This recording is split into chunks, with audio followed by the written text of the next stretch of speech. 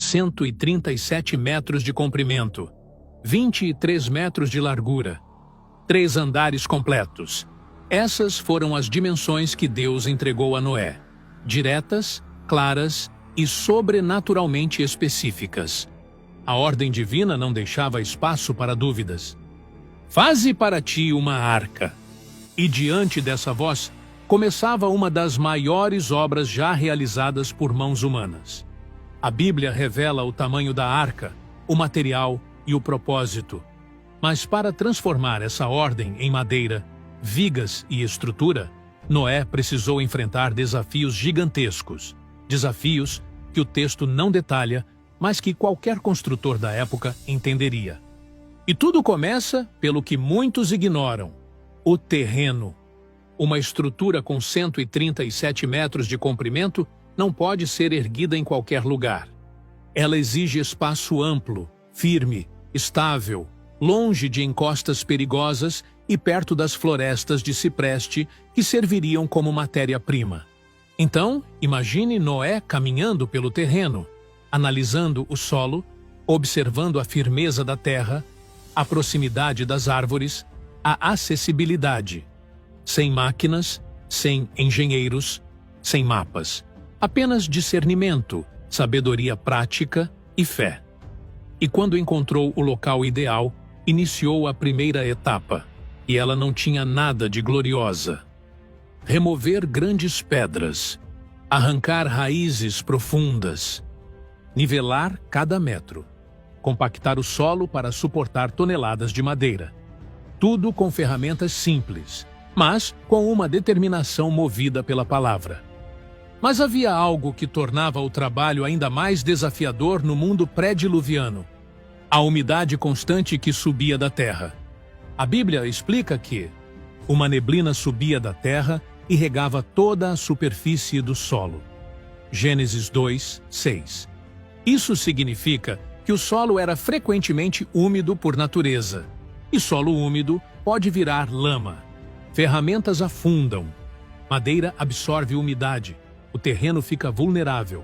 Então Noé provavelmente precisou cavar pequenos canais ao redor do canteiro, criando desvios simples para que a água natural do solo não encharcasse a área de trabalho. Não era chuva caindo do céu. Era a própria terra liberando umidade.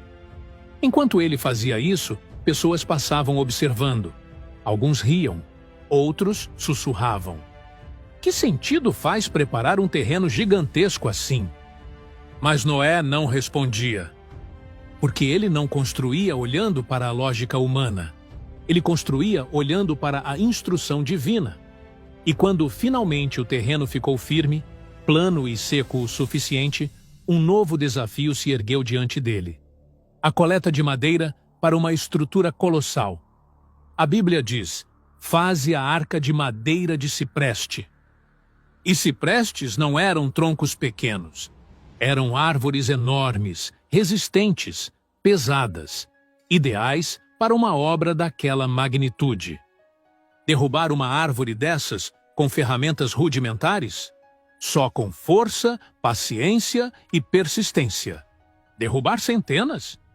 Era um processo que exigia disciplina diária.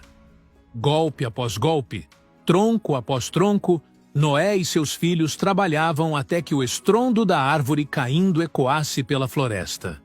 Mas o serviço não terminava ali. Mover um tronco gigante até o canteiro exigia técnica. Sem rodas, sem animais suficientes, sem máquinas.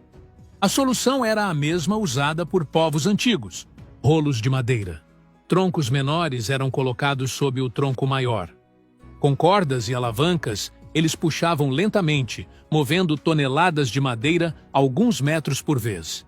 Quando o tronco avançava, os rolos de trás eram recolocados na frente. Lento, cansativo, arriscado. Mas cada tronco transportado era um passo a mais na construção daquilo que Deus ordenara.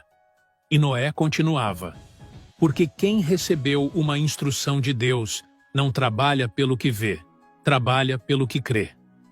E enquanto tudo isso acontecia, os moradores ao redor viam aquela movimentação incomum.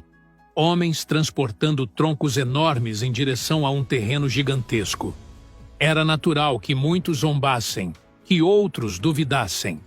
Mas nada disso detinha Noé, porque ele não trabalhava motivado pelos olhos humanos, e sim pela instrução que vinha de Deus. Conforme a madeira se acumulava no terreno, chegava a hora de iniciar a parte mais complexa de toda a obra. Não apenas cortar e transportar, mas erguer uma estrutura colossal que precisaria se manter firme durante a maior tempestade da história da humanidade.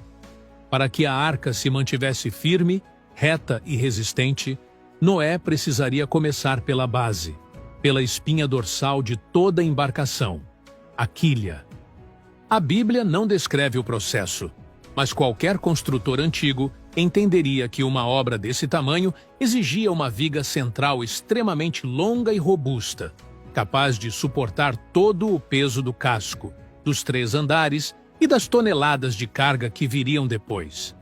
Mas havia um detalhe impossível de ignorar. Nenhuma árvore, por maior que fosse, chegaria a 137 metros de comprimento. Isso significa que Noé precisou unir várias vigas gigantes, tronco após tronco, criando uma linha contínua, reta e sólida. Uma tarefa que exigia técnica, precisão e paciência. Essas vigas eram cortadas e ajustadas com encaixes de madeira, algo conhecido desde as civilizações mais antigas, sistemas de macho e fêmea, que, quando bem feitos, se tornavam tão firmes quanto estruturas inteiras. E para travar esses encaixes, estacas e cavilhas de madeira dura eram inseridas, criando pontos de união resistentes o suficiente para segurar tudo em tempestades violentas.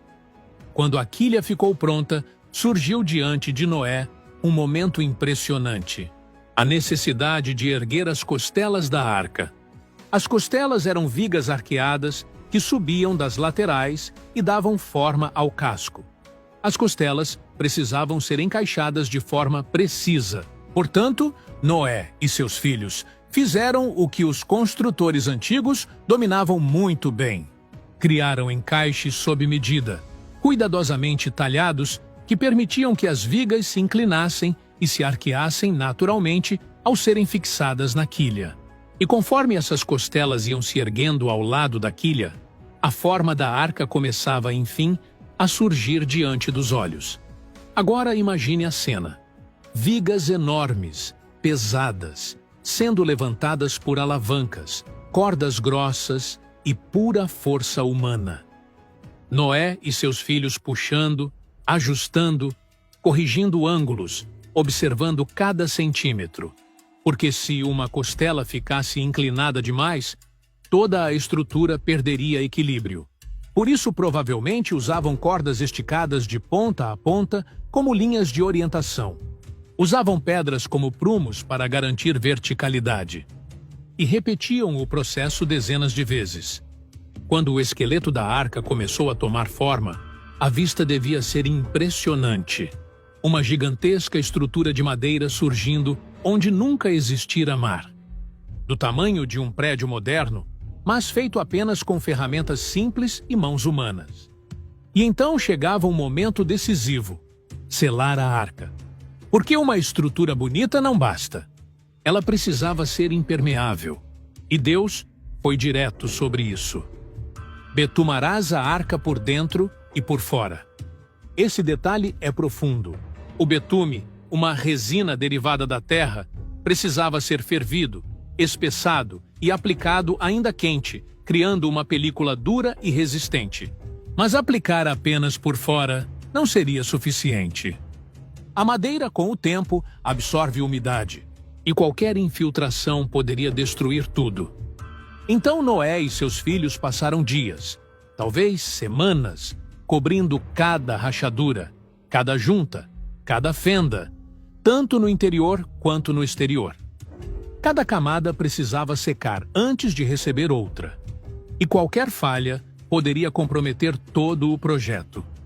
No final, quando a última parte foi selada e endurecida, a arca já não era apenas uma estrutura de madeira, era um abrigo hermético, projetado para enfrentar algo